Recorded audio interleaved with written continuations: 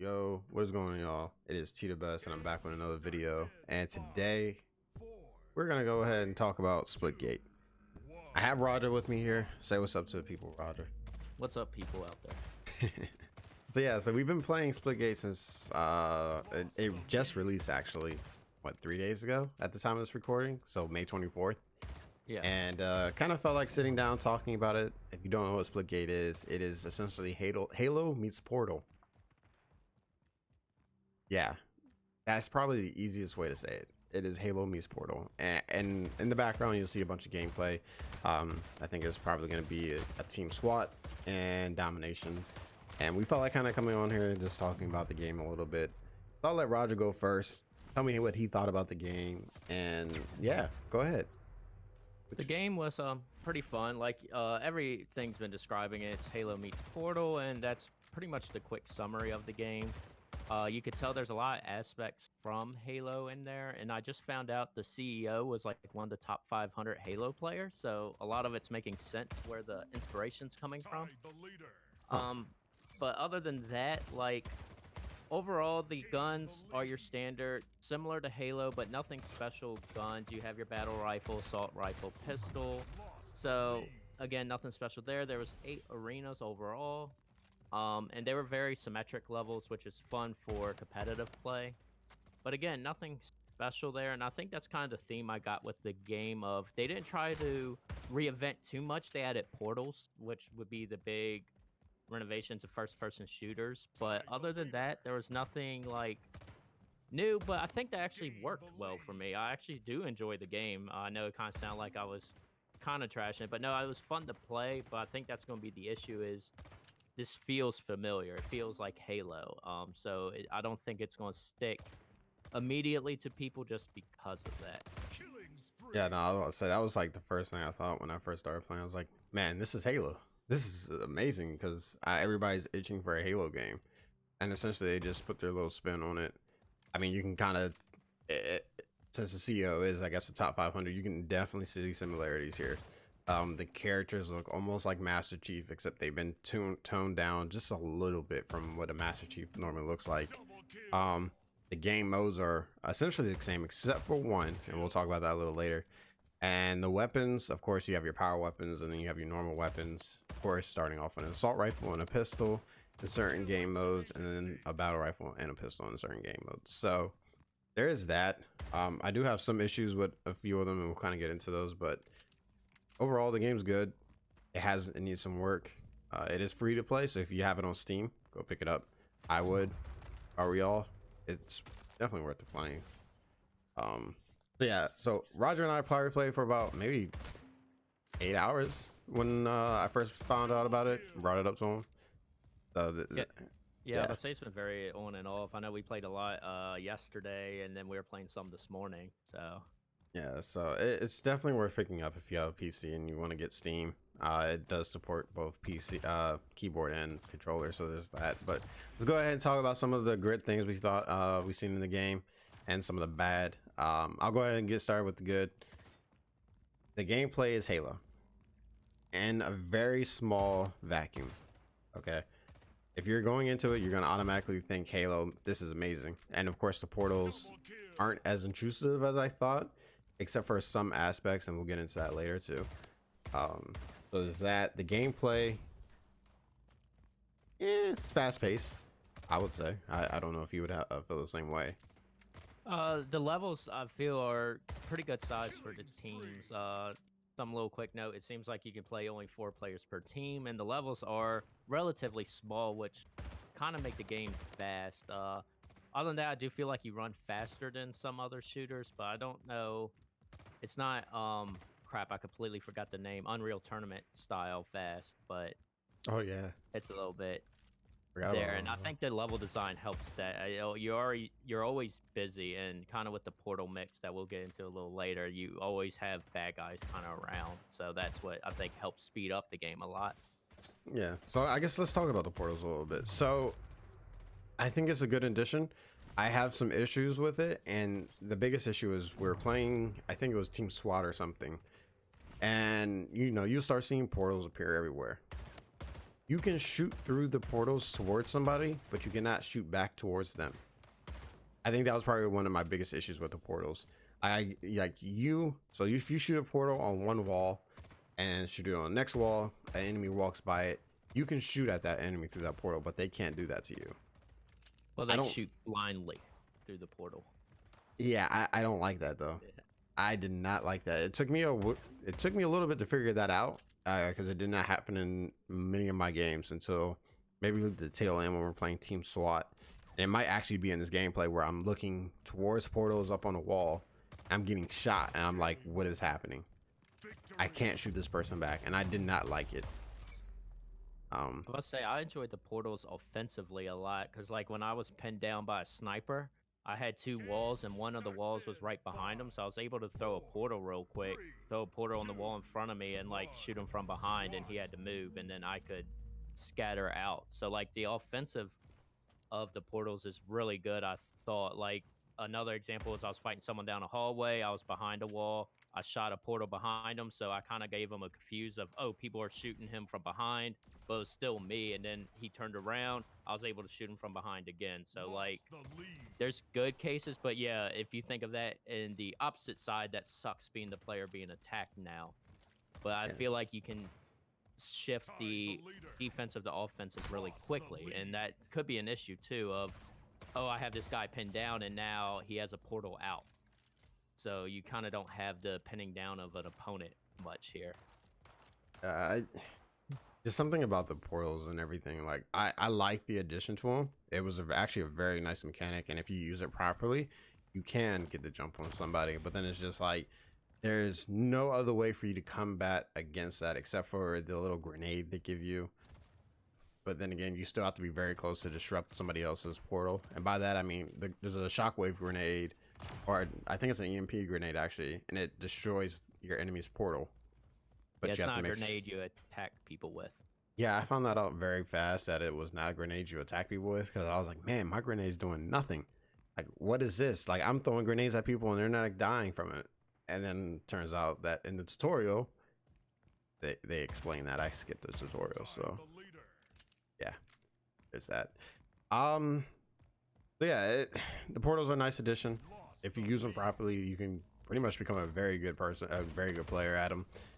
You can use it any kind of way against somebody, and it can be used against you, so always keep that in mind. Now I guess what else did they have? So there's one gameplay I kind of want to talk about, and it's essentially kill confirmed, except it's called teabagging, and you can definitely tell that they took this from Halo. Teabagging in Halo was like one of those things, like, yeah, it's just that. I don't know, how did you think about the game, that game mode? Trying to skip the, I guess, I don't know how long that mode's actually going to last. Just because it's called Teabag Confirmed, and yeah, that's, I don't know how well that could be marketed. I kind of like that you had to do something extra to pick up someone's kill confirm, because a lot of the other kill confirm games is kind of you just run over their body, and that's about it to collect them. So I kind of like you had to pause and pick up their kill. So I kind of like that part of it. But yeah, it is funny. But other than that, I'm not sure how long that name's gonna last. Yeah, I was about to say, I was sitting there when we were playing, the first thing I thought is like, man, imagine how many people are getting triggered by the fact that they're getting teabagged just so their kill gets confirmed. And of course, everybody has their opinions on teabagging and everything. It's always been in the games, or tactical crouching, as people have come to call it. So I don't know. The game modes are interesting. There's Team SWAT, Team Deathmatch, Domination, Capture the Flag, and I believe that's it actually. Yeah, King of the Hill. King of the Hill, and Oddball as well. Yeah. So you can tell they definitely pulled some games from Halo. And of course, I had to talk about Capture the Flag real quick. What do you? I know you had some issues with Capture the Flag.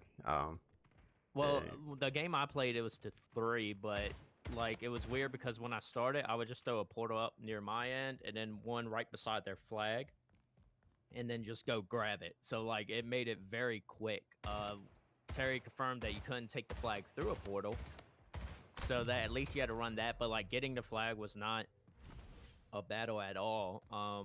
To make it interesting and positive look on it, you had to change your whole capture the flag strategy altogether. You can't just kind of block this one area. It's like, well, they can come from anywhere, so we have to be a little more strategic. The game mode I played, there was no strategy at all, so it's kind of just craziness, and the team won in like 4 minutes, I think, because Yeah, of the portal jumping. So it went fast. I don't know how well that's going to work. I'm glad the flags can't go through a portal, but it kind of, I didn't like it as much. Like I said, it made the game very fast, and yeah, I don't have much else to say.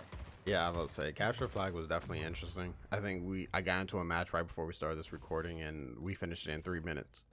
Um, no strategy. It was just go grab the flag, return the flag. That was literally it. There was nothing else to it. What made it even, I guess, not really worse, but just you didn't have to return your flag in order to capture the flag, which is normally a kind of staple in most capture the flag games where your flag has to be back. So that game mode might need to be tweaked. Again, there's some other things that need to be tweaked, and we'll start kind of rolling into that now. Um, so yeah, my issues with the game. The audio is bad.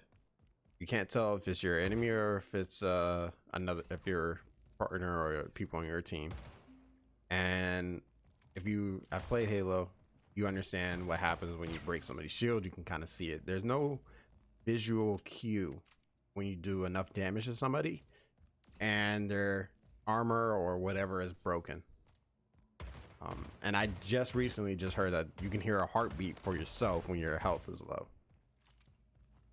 I think there's some issues there that kind of need to be tweaked. Again, the game is okay visually, but it's not like the greatest, so don't expect that much. Of course they have loot boxes. The game doesn't have loot boxes in it at this point. Strictly cosmetic though, and that's kind of like my issues at the moment. Hopefully they can kind of fix some of those. Some of the guns are okay, some of them are underwhelming, especially some of the power weapons, but yeah, they can tweak those again. Yeah, it'll be interesting to see what they fix on there. Like I said, it was nothing special. There is other sounds I heard, which I haven't really figured out what they meant yet. Like I got used to when I got a kill, that sound, but there's another sound that's similar that I haven't figured out if it's like someone getting a kill, someone taking a portal maybe. It's like that's where the sound issues are for me. It's like I'm kind of playing the guessing game of what did that sound actually mean? Where other games you kind of figure it out quicker. That's some of the issues there. Like I got used to hearing the sound of my kill, but that's about it. And I do have a problem. Like I don't know if you really hear your opponent's footstep. I haven't figured that out. They're not as loud as your teammates. That's probably what is the problem there. Yeah, that was been one of my biggest things. Like I would turn around and be like, oh snap, I hear somebody behind me. I see my teammate, and then next thing you know, I look again, and so it's like guys shooting me in my back, and I did not hear him. So they kind of need to figure out how to differentiate between your teammates' footsteps and yours, whether they silent your teammates and then you just hear enemy footsteps or something. They kind of need to figure that part out, or just take out footsteps entirely. But I don't think that's a good idea, just because some of the visual cues and some of the audio cues just don't match up. So there's some issues. I wouldn't say those are enough to deter you from the game. Whether the game has enough staying power, though, guess we'll have to see. It has only been out for a couple days. It is worth a pickup if you have Steam. I mean, try it out, see how you think about it.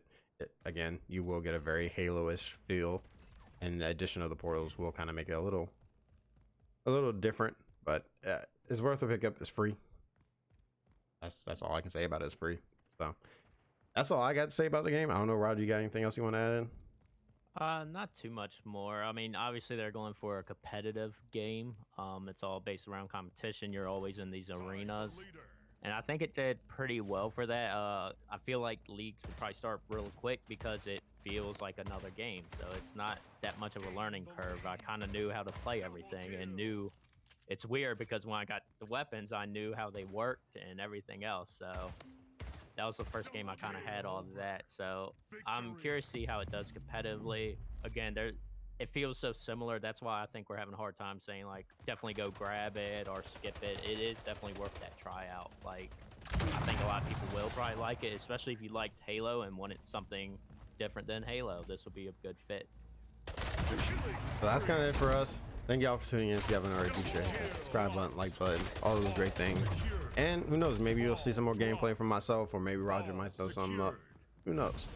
But that is it for me, Roger. Thank you for joining me. You're welcome, sir. Until next time, peace out, y'all.